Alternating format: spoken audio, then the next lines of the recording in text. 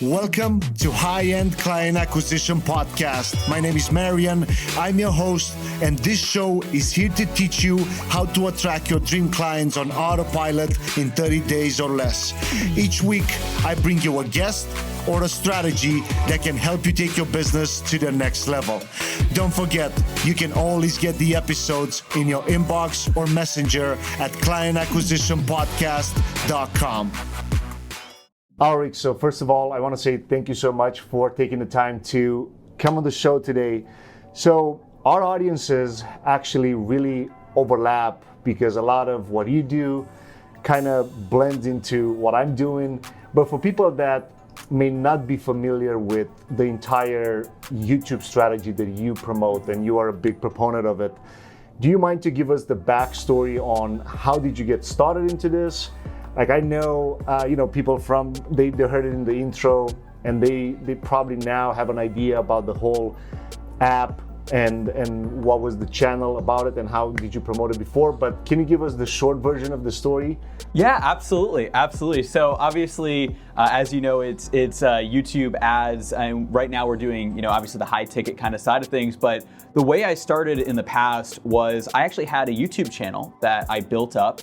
And I started that over 10 years ago. It's crazy to think over a decade ago. If you remember, YouTube had the star rating system. It was, back in the day. And so I created that, and I built up a channel called App Find. It actually became the largest app review channel on YouTube, over 400,000 subscribers today. I still have a team that manages it. But about 5 years ago, what happened was we were getting all these sponsorships from mobile apps. They would pay us, some money to do a promotion for their applications. At one time, we were even on a list of things to do when you publish an app, go buy a sponsorship because of, all the downloads you would get. And we had a particular app, and it was a social media networking app that we ran, or we did one of these videos for. And this wasn't like a campaign or anything like this at the time. This was just posting a video, getting, thousands or tens of thousands of users from the channel organically. And so what they wanted to know is, how can we get more downloads? Because they saw, there's that big, increase, but then after that it kind of tails off because that's organic content. And so what I had said was, hey, what if we run a YouTube ad for this? I've been, doing a little bit of experiments at the time. This is like 4 or 5 years ago. People weren't talking about YouTube ads. And, I was doing like a couple experiments for my channel. And I said, you know what? I think this is really gonna work. So we just did something really simple. We took that video, we ran it to people that were similar to, people who viewed the channel, viewed that video. Very simple, kind of basic campaign. And it was just incredible, right? They were blown away. We did $500 campaign, right? And they got over 11,000 users in 1 week. Wow, like that's insane. Like the ROI right there, it's like mind-blowing. All right, cool. And then, so what happened next? Exactly. And what I didn't know too, with that 11,000 users is I was hired by a marketing company, right? So sometimes this happens, not the app itself, there's a marketing company, and they were getting paid on performance $1 for every user they generated. And so they were excited. So we ran that campaign, we continued that. They call us up and they say, hey, listen, we have another company we want you to work with. This was a big, big company, big, tech company that we were basically doing a big promotion for. And then from there, we did a few other promotions. And these were some of my first campaigns I ran. They're like, hey, can you run this for this? I can't remember if it was $1 billion company at the time, but over $100 million company. They're like, can you run this like big, campaign? And I'm like, and this is the second campaign I did. I'm like, yeah, of course, and so I was doing that. And what they did is they called me up and they said, Aleric, like this is going really well. Can you, at the time I was in college, like drop out of college, fly out here to Silicon Valley. We want you to head up like YouTube ads. We'll give you a nice job, like kind of 6-figure salary, whatever. And I actually turned it down. I said, I don't want, or I was thinking, I didn't tell this there directly to him, but the thought process I had is, right, I don't want to just be the knight in somebody else's castle, right? I want to be, and probably resonates with a lot of people listening, I want to be the king of my own castle.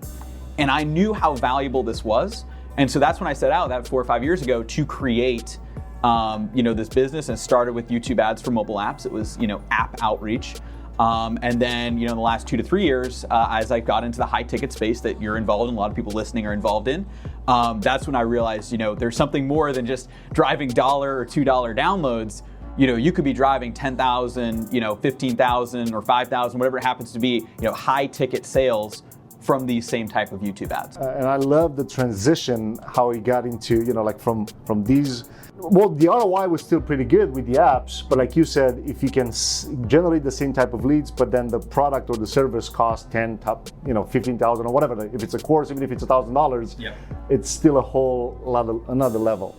Awesome. So the audience, a lot of people sell one-on-one coaching, group coaching, and courses, right? Mm-hmm. What's your best strategy so far? Let's take one thing at a time. If we plan to just sell courses, we have a webinar, and then if it's $1,000 product, let's say price point, it goes straight into a sell.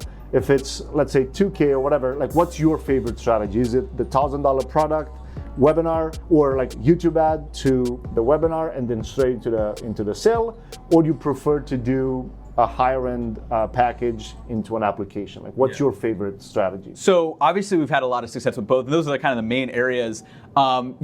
In terms of the high ticket, there's pros and cons on the different sides, right? Yeah. But with courses, we've driven millions of dollars, right, in sales with our clients in terms of course sales. And the $997, it's crazy, right? It's one of those things where you need to, I think it is with anything that's a little bit lower, you have to make sure that the course, the marketing, the webinar, everything needs to be on point, because what you're going to get at the end of the day is you're going to have an automation where you're going to be consistently selling, right? You can kind of make up for lacks in your funnel on the phone with higher ticket, right? When you get somebody on the phone, you can kind of push them into that pocket. You don't have that with a course. So I think that a course is, it takes a little bit more refinement, but at the end of the day, you have that automation, right? And so we have a client, David Emmons, and he's just one of the most incredible people. He teaches people who sell at craft fairs, right, how to sell their art online. Now this is like a small niche, right? He's an artist himself. He sells like hanging water gardens, which are incredible. And, he just kind of got into this online world. He basically teaches how to set up the store, run some, simple ads to it. And he's just one of the best guys. And he was having some problems with Facebook ads, just, actually getting that traction, getting it. Yeah, or not quite shut down with his stuff, although that's a lot of other people getting shut down, which is crazy. But like just getting any kind of traction. And so what we did with the YouTube ad side of things is we were able to create a video, and it was just turned out incredible, right? But we were able to create a video that actually reached people who were in that problem, right? They were the people who were selling at craft fairs. Like he actually shows a visual of, a craft fair in the rain, like tents getting like thrown over. It's like kind of all over the place. What we were able to do is, on that $997 course in a small niche, because of the way that we were able to target it, we were able to get over 3x ROAS and scaling to over $2,000 a day now, which is just in incredible. Ad spend or in ad spend, yeah. Got it. Okay, just from YouTube ads alone. Just from YouTube ads. Got it. So what's like now? Let's back it up even more, because now the audience is like, kind of like, oh, I want to know like what was the tactical stuff behind it. So what's your favorite part to do it, or not necessarily your favorite? I guess the results that you've seen the best. Is it based on keywords, like people that are searching for whatever the problem your client solved for that particular industry? Or is it based on competitive channels? Where did you see the best results with this particular? Exactly. So with this client, then also with the vast majority of the clients we work with, we have a strategy for targeting that's very unique, and that I've essentially created. It's called our 3-dimensional YouTube ads targeting. And so we found that there's big issues when you're targeting, not just on YouTube, but also on Facebook, but also when people start running on YouTube in general, where most people are targeting in 2 dimensions, right? They're taking let's say Facebook, for instance, right? You're taking the demographics, right, of who somebody is, kind of their location, household income, whatever it happens to be. And then you're combining that with interests and affinities, right? Pages they like, things like that, right? And there's some other stuff you could do there, but a lot of people just kind of do those 2 things. It's 2-dimensional. And you're really just relying on the algorithm to kind of make up for that.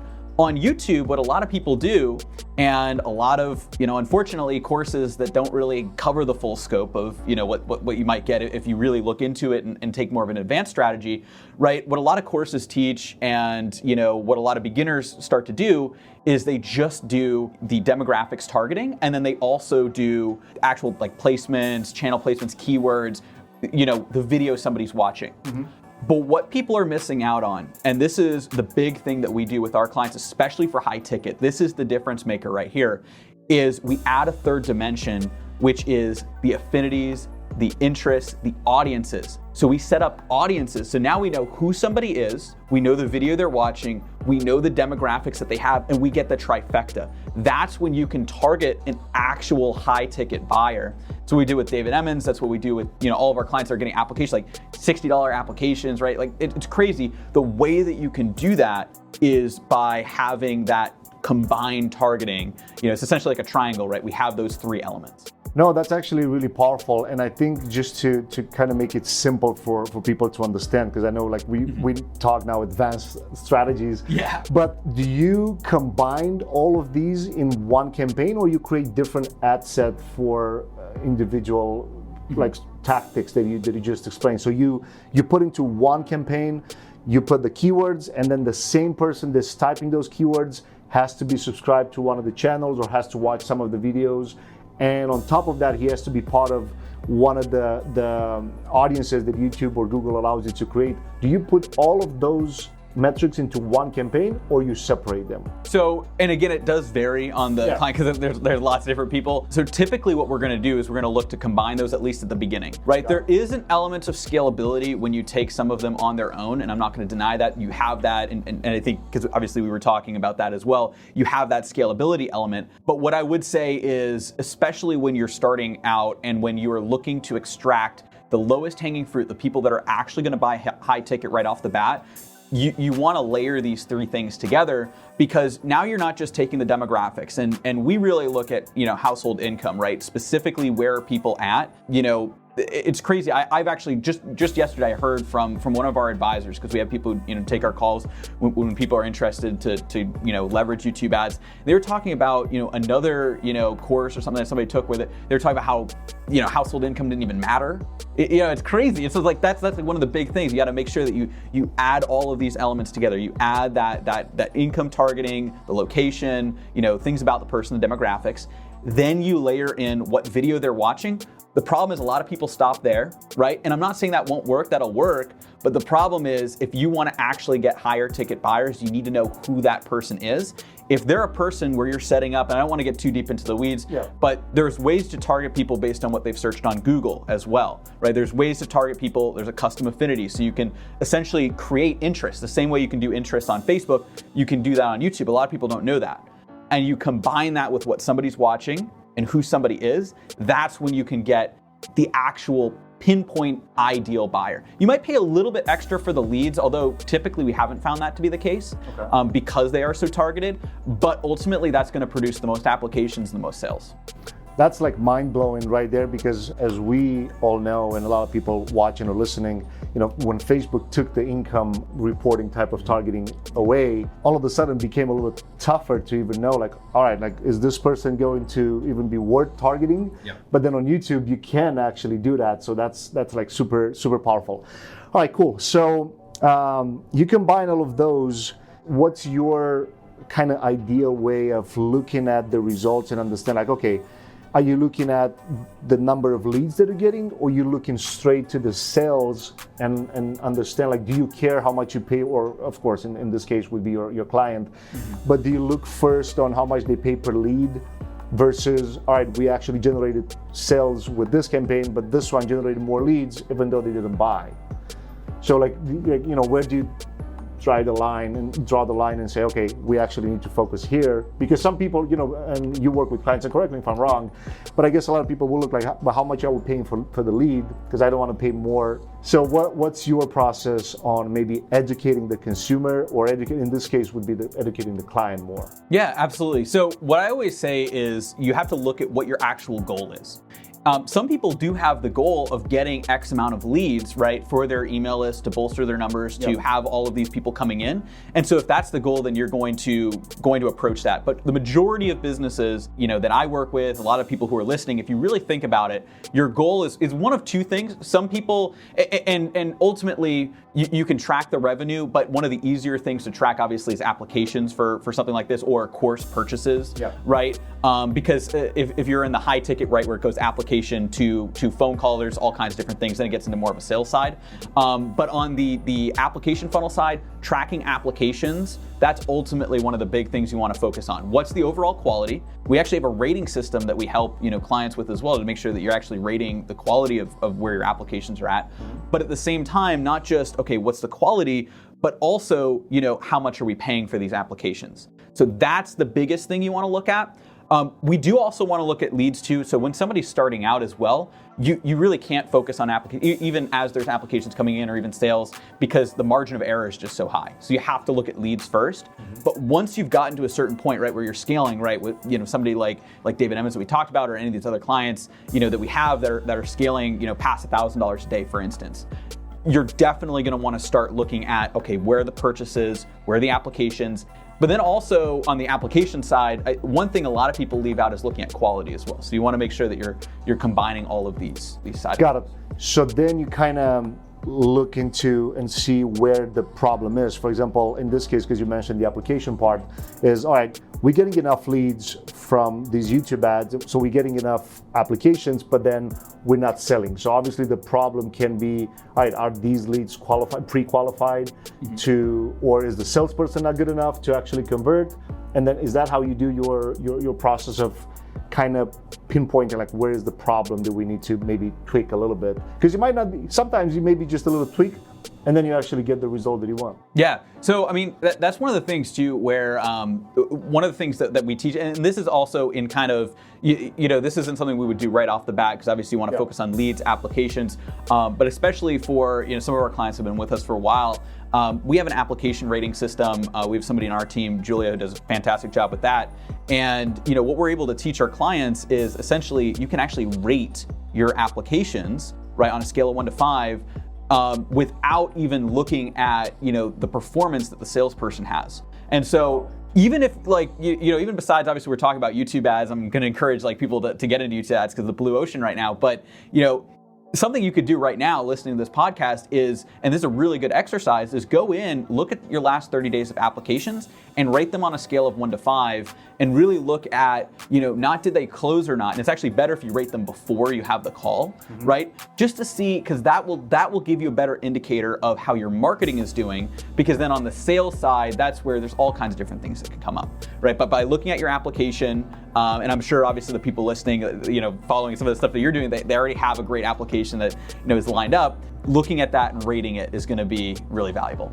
Got it. So I actually want to even go a little deeper into that to find out I'm always, trying to not necessarily hack, but learn from the best. How, what's your favorite way of rating it? Is it based on the questions that you asked? Based on, for example, if someone, because you can put, multi-choice answers with how much money they're generating on a 1-year basis, what industries they're in, how much money they're spending on ads, and how much money they've spent on the last mentorship type of program. Is that how you rate? So it's a combination of those, and then also, exactly what somebody is saying on the application. So actually reading, it's not just quantitative, right, where you have, okay, how much can I spend or something like that. It's also the qualitative side as well, right, where you want to see, okay, what is this person actually writing? So actually, if they write longer, paragraphs, right, or multiple sentences, that's actually a pretty good sign that they're invested in this. They're not just kind of breezing through, the application. There's some of these different things. They all kind of come together.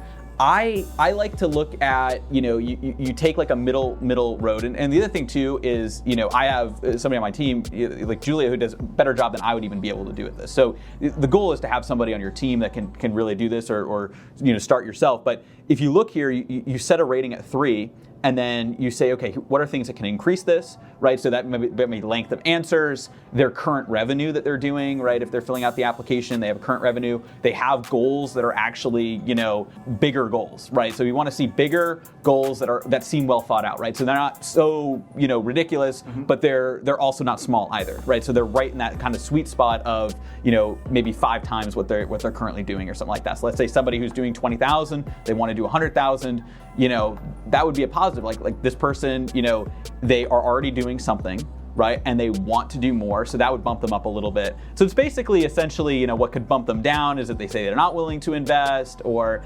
if they have certain red flags in their application. Even things, to be honest, like such as, okay, I've got a business partner, things like that, right? You basically want to rate an application based on today, like this person, if we're just looking at this app on paper, how likely are they to become a... Got it. No, I love that. And I love the way, because you simplify things, even though we talk like pretty advanced strategies, you're actually simplifying things, so I hope all of you guys are taking notes. So let's assume somebody's kind of like listening or watching this episode and they start to implement these things, right? At what point you stop? Because side note in this, I've noticed you are, if not the only person that I've seen, probably one of the few that actually do retargeting on LinkedIn, retargeting with discovery ads. So I was mind blown after I watched one of your webinars. I'm like, when I saw the first retargeting ad on LinkedIn, I'm like, damn, he's actually here too. So he's really retargeting the heck out of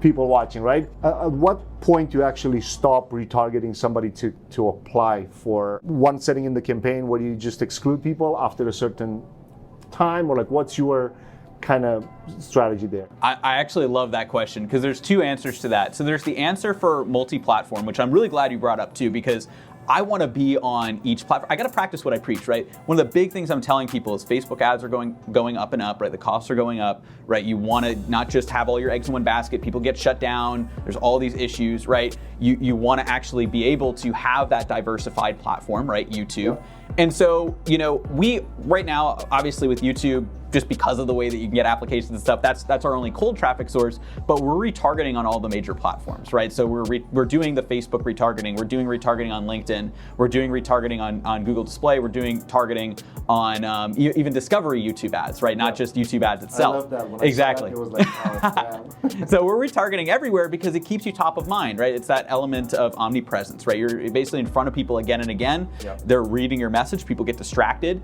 Now on other platforms, it's a 90-day setting, right? So it'll be 90 days on, LinkedIn, Facebook, some of these other platforms. On YouTube, wait for it, it's forever. And the reason for that, and a lot of people, and your audience is might be, some of the first years, because people really don't know this right now. But on YouTube, and I gotta preface this with cold traffic, one of the reasons YouTube ads work so well, right? And are able to get lower cost leads, we're talking some webinar registrations like $2, $3, $4. I mean, obviously if you're going very specific B2B, certain income target might be $10, whatever it happens to be. But the reason you can get low cost leads, high quality applications is because you're only paying if somebody watches 30 seconds or more of your ad, right? So if somebody skips the ad, they can skip it after 6 seconds, so between 6 and 30 seconds. You don't pay anything, right? And I know you know that, but a lot of people listening might not. But the biggest thing is, what if I were to tell you, and the people who are listening, because you probably already know this, but what if I was to tell you listening that those same rules apply for retargeting ads? Yeah, keep going. No, that's a game changer right there. Because what that means is you can get in front of people again and again and again on YouTube, basically consistently forever. And people, if they're not interested, they're gonna skip, right? You don't pay for that ad. How many times do you watch an ad that you're not interested in for more than 30 seconds, right? Yeah. There's only a couple times, I'll give you guys even a little hint too. I exclude music videos and gaming videos from our topics on retargeting. So, those are the only videos people watch when they're not actively watching, they might have it on the background or whatever. So if people are actively watching YouTube, right? You're only going to watch 30 seconds if you're interested. And I want, I'm fine paying if people are interested because they might be booking, right? Yeah. Exactly. And so we get in front of people again and again. I'm still retargeting people from years ago. I had, somebody join just the other day. They're like, I've been seeing you for over a year, retargeting ads. I'm like, this guy must be, yeah. And he's like, you must be paying a genuine fortune. Are you even breaking even? I'm like, no, okay. Think about it. All those times that you saw me, how many times do you actually watch more than 30 seconds? Maybe a dozen times. In this year. 1 year, yeah. But he's like, I see you all the time. I've only paid for those dozen times. Awesome. So I know a lot of people will be like, this is mind blowing. And you just said something that I want to bring it up, discovery ads. So I know you preach a lot on, getting applications, getting leads with in-stream ads, where you put the ad, for a lot of people listening or watching, you put the ad in front of the video that's actually playing for, as many seconds as until they skip it or they watch it entirely or they click to watch your webinar or stuff. But then discovery ads are the videos that you can actually target as suggested videos, or even in search, but they don't show up like in front of other videos. Now, I've seen some of your retargeting ads, and I love the fact that but I want to ask you this, like, did you create a separate, almost like a shorter version of the webinar, and then you put it as a discovery ad? Or like it was a different presentation? Like, what was the strategy behind it? Yeah, that's a great question. So what we're doing right now, and what we realize, and honestly, I'm just, hopefully people are kind of finding this valuable, dropping some value bombs here. What we're finding is sending people to the webinar initially is going to be really, valuable, because that's your longer form. That's where people can go through, they can watch, everything that you have to offer, right? And that's where it's really all laid out. But the people that don't take action off of that, they might need a little bit more. Or even the people that go and they don't watch the webinar, right? They might want bite-sized pieces. And a lot of people are busy these days, right? And I obviously, and hopefully a lot of people here, I watch a lot of webinars, but I don't watch as many as I'd watch trainings, right? And so what we do is we have a warm traffic audience that goes to trainings and discovery ads, but we also have retargeting ads that specifically go. Now, you wouldn't have seen these because you watched the webinar, but if you register for the webinar and you don't actually show up, you'll get the email sequence for the webinar, but we'll be retargeting you with an ad basically to our VSL, to our 20-minute like no fluff training, right? Got it. So more emphasis on like value. We're also doing that same thing as a discovery ad as well. And so essentially we want people to go into the funnel by watching the webinar, because if we can get them to watch the webinar, that we're golden. But if they don't watch the webinar, we still have those people. Now, what some other people will do, now obviously I'm assuming you have retargeting. I mean, if you don't, like, that's a big thing. But what other people do is they'll just push them back to the webinar, or they'll push them directly to apply. I do still push people to apply, even if, because our video is educated enough, right? Yeah. But at the same time, I'll push harder to get them to watch our VSL, right, our 20-minute no fluff video. So after you've opted in for the webinar, if you haven't watched the webinar, not only will you get emails, you'll get hit with ads that are saying, hey, go watch this no fluff training, right now, instant access. Got it. No, that's I think it's super powerful, and thank you for sharing that. Yeah. So, back to the discovery ads, I know a lot of people would ask, because a lot of our audience wants to also build their brand on YouTube. Yep. Have you tried with any clients using these ads to actually go straight to the subscriber part, or straight to actually building? Because I know you've built a huge channel. What, 500 or 1,000? Over like 430,000. Yeah. So you obviously have experience on that part too. But have you noticed or used these YouTube ads, regardless if you used InStream or Discovery, to actually build a brand? And have you found, I don't know, maybe a lower cost per lead, a lower cost per sale, if you use that as well? Yeah, so I have found that it's a longer term play, especially with discovery ads. It's really great for building the brand. I have found that the discovery ad side of things, right, and for people listening as well, those are the ones where you essentially have an ad that pops up, like it feels like it's a search, right, or it's on alongside of a video, like a recommended, video, but it's actually an advertisement. And I know obviously you know that, but just for other people listening, versus the in-stream that we're talking about, right, that's the one that appears in front of a video. You kind of have that call to action. That's more direct conversions. But the discovery ads are great for brand building. I actually used a lot of discovery ads for my channel. Now, I won't say that was the initial thing that snowballed it originally, but I did use that to really make that snowball bigger, right? And so essentially what I was able to do is run discovery ads to grow the channel, to grow some of, the subscribers that I have. Specifically, if we're doing a brand promotion, right, we'll run some discovery ads to that, because it's gonna be a win-win for everybody involved, because we're gonna get more subscribers, they're gonna get a lot more benefit on their video. And I just feel a lot of people, especially on YouTube, because we're all in this space, right, we're thinking entrepreneurial minded. A lot of people on YouTube, they're not really thinking with a business like lens or an entrepreneurial lens. That's how I always approached it, where there's a lot of people who have a creative lens, which is great. I love, like, I've met a lot of people, like earlier on, I used to go to things like VidCon, which is like YouTube's conference, things like that. But when you look at it from a marketing lens, you could say, wait a second, if I can give a brand a better experience, then I can get more, people coming back to me as well, right? And to buy again and again. So we used to, and we still do, run, some discovery ads for bigger brands that we would work with, so that we could then, essentially bolster, our video, get better results for them, get more subscribers for us. And essentially they're like paying to help us grow the channel. That's on that side. For clients though, when you don't have like a sponsor or something like that, your benefit is actually being able to get these sales down the road. It is important to know though, and we've tracked all of this, it will take longer if you're doing that, even if you're targeting the same people. But when those people are ready, they're the people that's consumed all of your content, they've seen all of your videos on YouTube, and they book a call and they actually immediately buy. It's crazy. It's like you look at the statistics on this, right, where the people that come through your organic YouTube, once you're running these discovery ads, is incredible. So we've worked with people who, have like 100,000 subscribers, 200,000.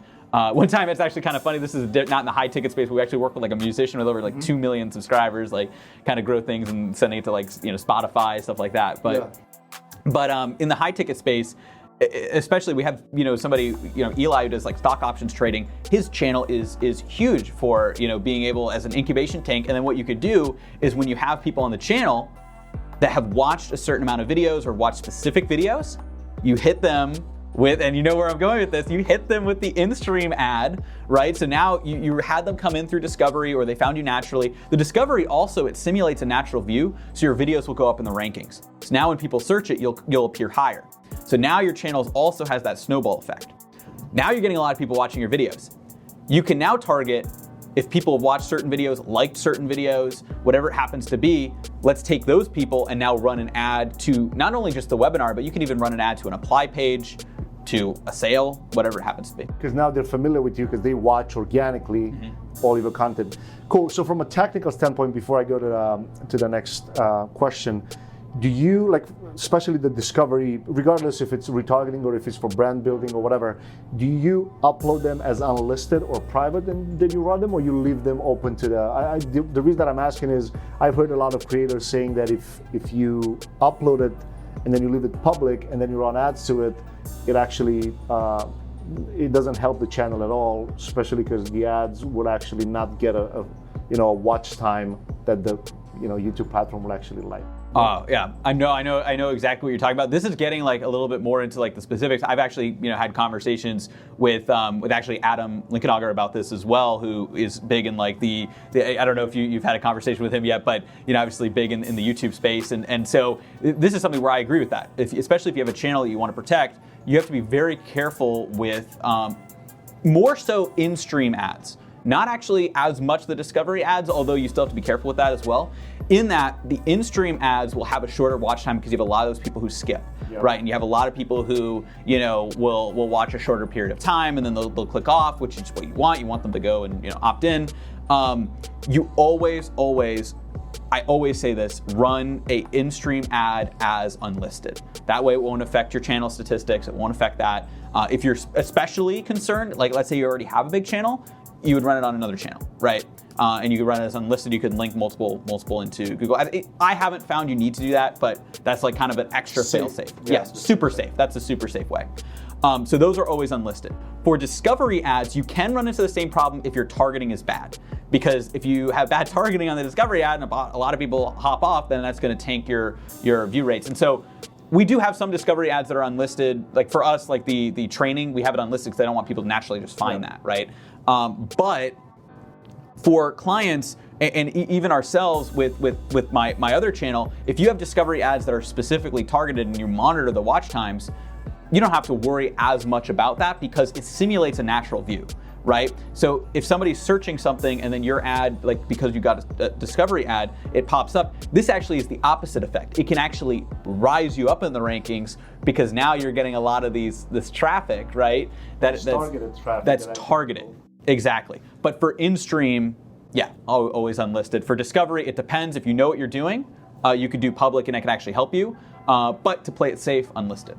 Got it. No, that's actually important to remember because what I did about a year and a half ago, and it really hurted my channel bad. So I'm doing these podcasts, right? And then a lot of times what I do is if the person that I'm interviewing has a bigger channel, I'm actually going to run that interview against his own audience because it's common sense that people watch. Yeah. So I did this with Dan Locke, for example. At the time, he didn't have such a huge channel. Like now he's like 2-point-something million subscribers, so he exploded. But at the time I did this, and I did it with discovery ads, and he hurted the channel so bad because for some reason, so maybe I was doing some things wrong with the targeting, but I just mainly went straight to people that are subscribers of his channel, and then I run the interview, and then the watch time tanked like bad. Now, maybe I made some mistakes with how the video started and then the intro and all the rest. So, but that was the reason that I wanted to see, to get your approach on this. Back to kind of the sales and then the high ticket part. A lot of people watching or listening to this podcast have one-on-one coaching, right? Yeah. And they want to productize that. And before we started this interview, I asked you, what's your favorite way of selling your service? Yeah. So you had a really great approach to it, similar to what we do.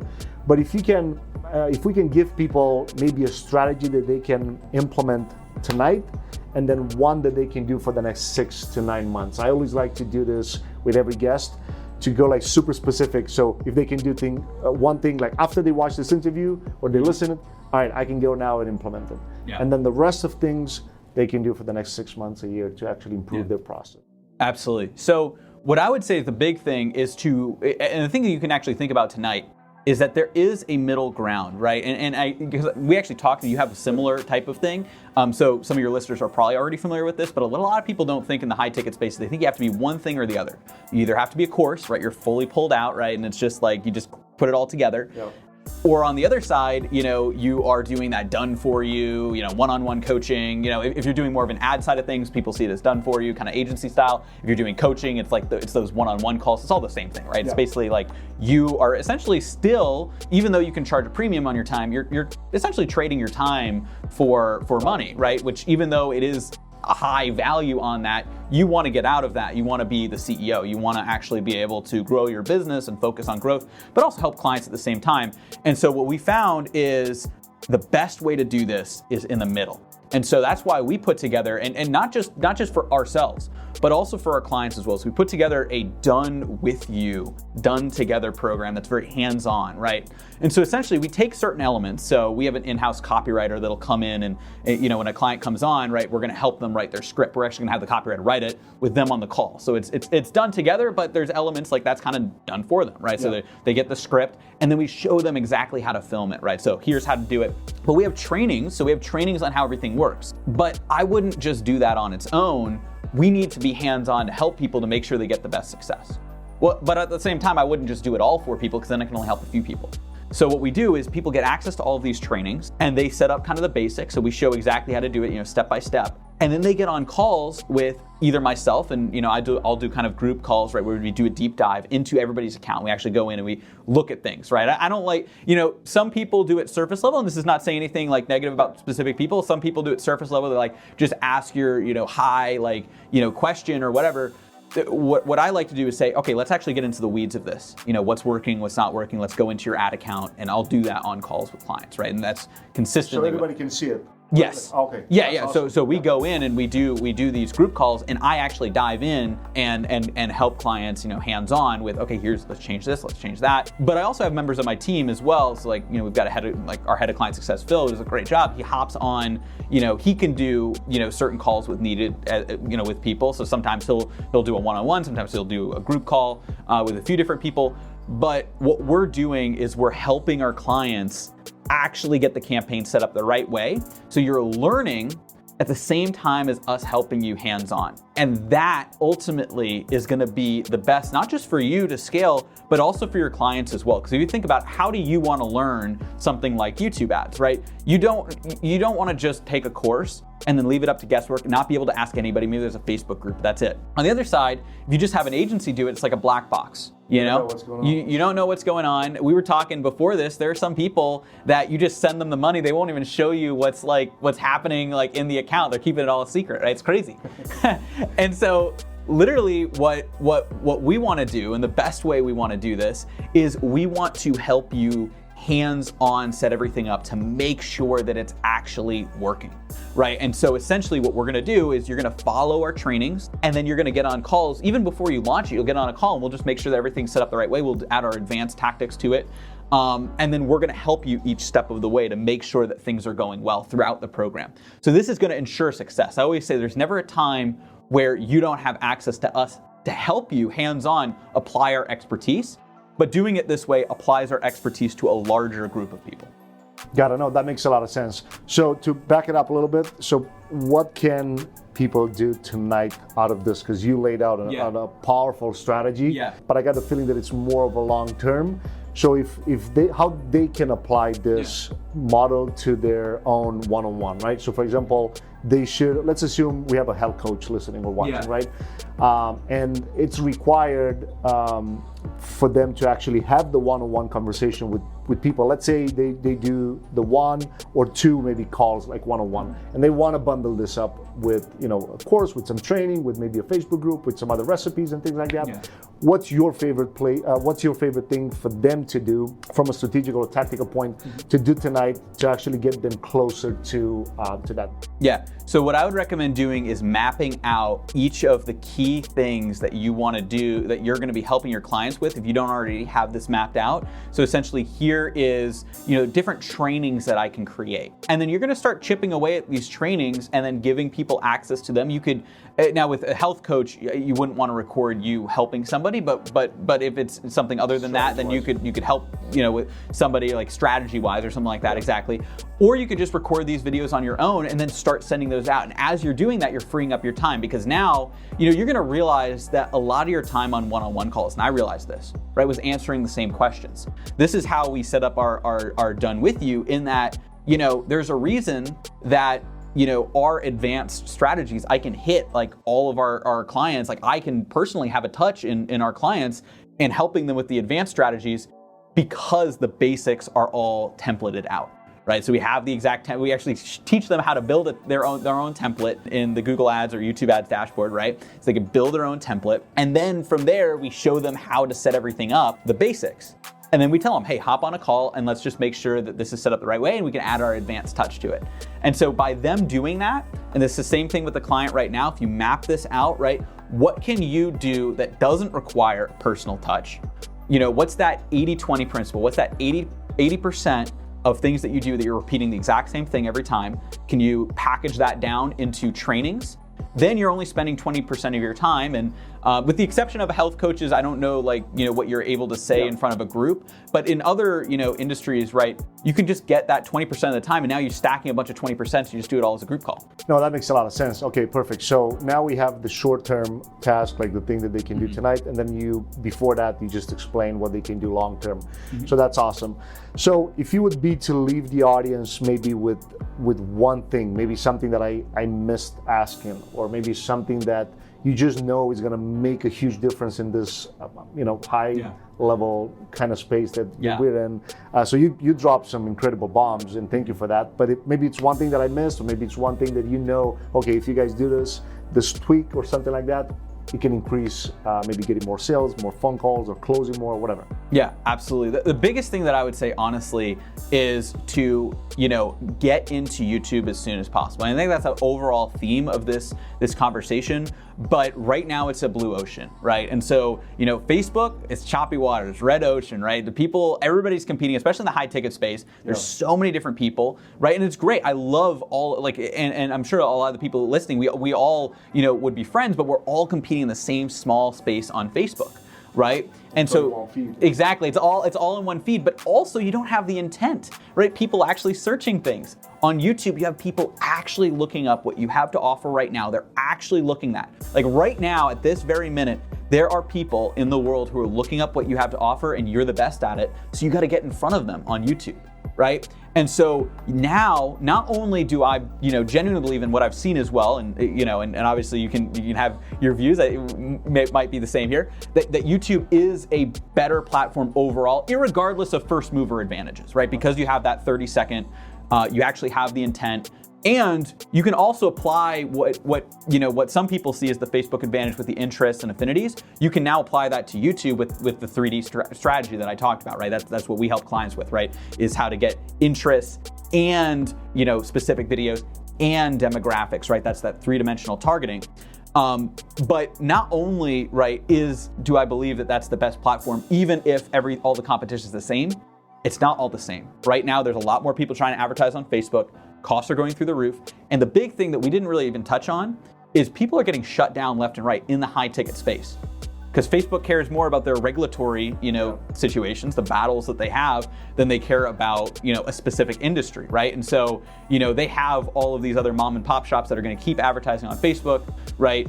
And obviously we all know that what we do genuinely helps people. We have these case studies, but, they're going to keep, shutting people down.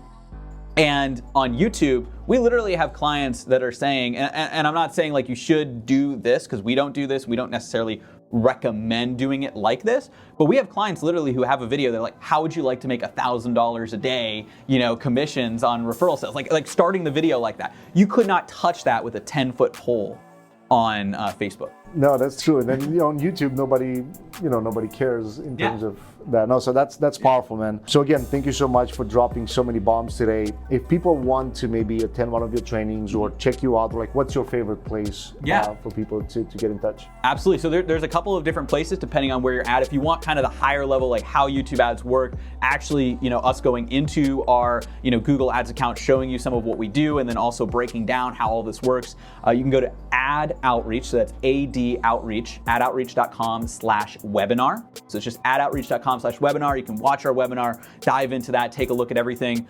And then if this is something, right, where you're like listening to this is really resonating with you and you think, hey, I've heard what I need to hear. I want to talk with, Aleric's team. We've got some advisors that are going to be able to take a look at everything and see exactly what's possible with YouTube ads, how we can leverage that, not only get away from Facebook and diversify away from Facebook, but actually get better results with YouTube. You can go to Ad Outreach, so it's AD Outreach, so adoutreach.com/apply, and you can schedule to speak with our team. Awesome, and again, appreciate it so much. Absolutely. We'll probably do a follow-up in a couple of months if you're cool with that. Number one is you local. Yeah. So right here in Boston. Awesome. Number two is I bet a lot of people will have a lot of questions after this episode. So again, thank you so much. Absolutely. Thank you. Hey podcast listeners, I want you to know that I really appreciate your attention and I don't take it lightly. That's why each month we pick a lucky winner and we give away books, mentorship, software, courses, iPads, and other cool stuff. The way to enter is go to clientacquisitionpodcast.com and sign up. You'll get all the details there. Talk to you guys soon. Take care.